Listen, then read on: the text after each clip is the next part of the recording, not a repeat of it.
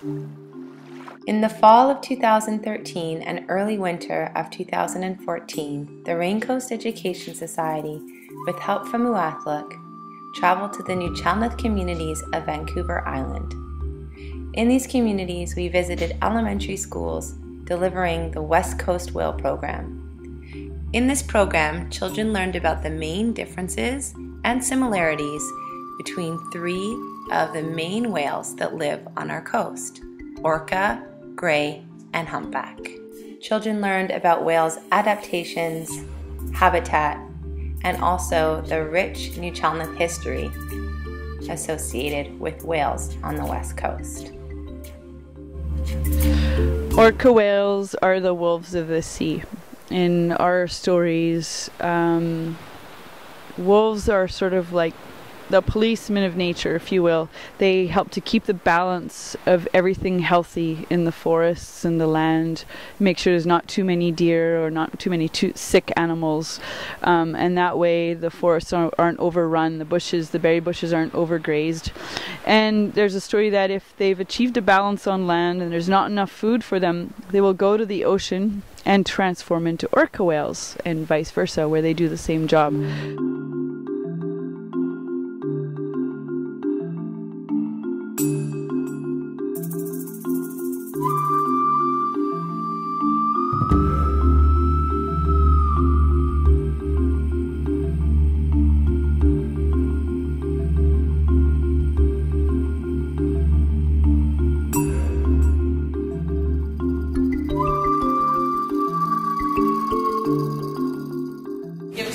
Here. Right? Take your tail and smack it on the water. Ready? Smack it on the water.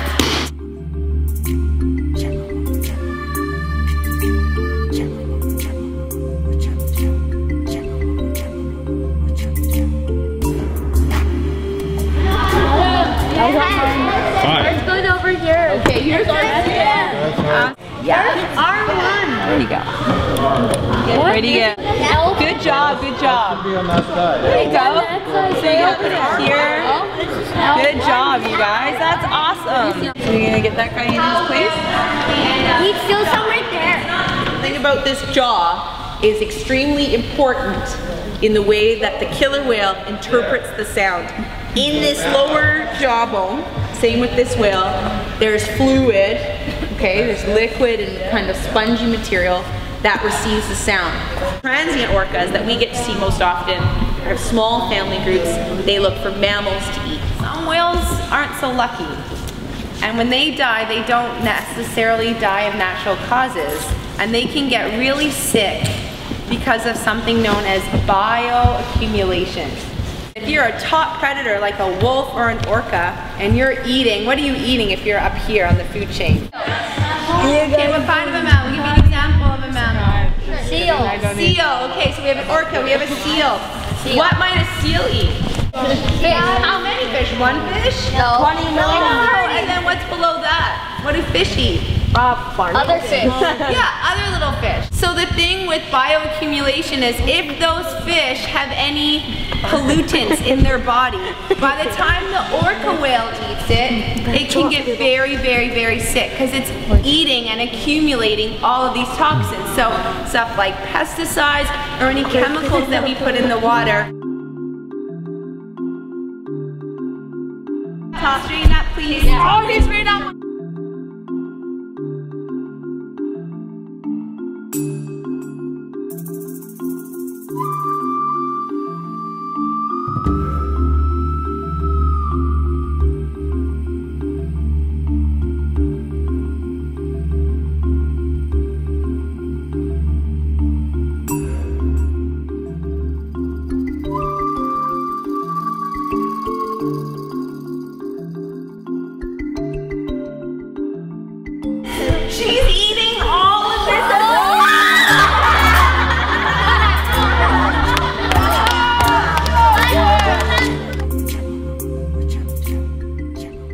whales have been Nuu-chah-nulth people's one of our greatest friends and allies, and I know that all whales were referred to as shes. The humpback whales, at least, were referred to as shes because they're great givers of life to our people and our nations.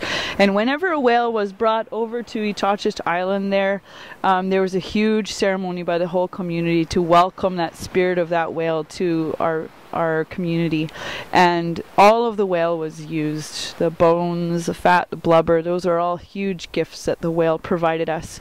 And because of the whale hunt also, we were very wealthy people. Many different nations all over the coast specialize in trading different things. We didn't just eat only what we could get in our traditional territories. We had a huge trade, which can be shown by the expanse of the Chinook language. Chinook language was a trade language, and it was used from California, Oregon, Washington, British Columbia, and Alaska.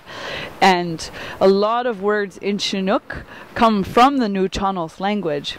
And I have a theory that it's because we had whale oil.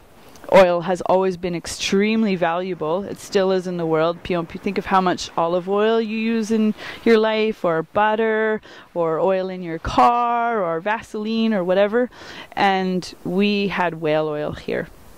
So we could trade to people in the Rocky Mountains who didn't have oil, and we could get mountain goat wool. We could get the best weaving grasses from the Olympic Peninsula. We could get camas bulbs from around Victoria. We could get these noodle cakes that were like Mr. Noodles from another nation somewhere in the interior. We could get soap berries, which we ate on a regular basis here, but they don't grow here. They're from the Okanagan. So we were really, really wealthy thanks to the whale, and that has influenced and shaped our history in a lot of ways.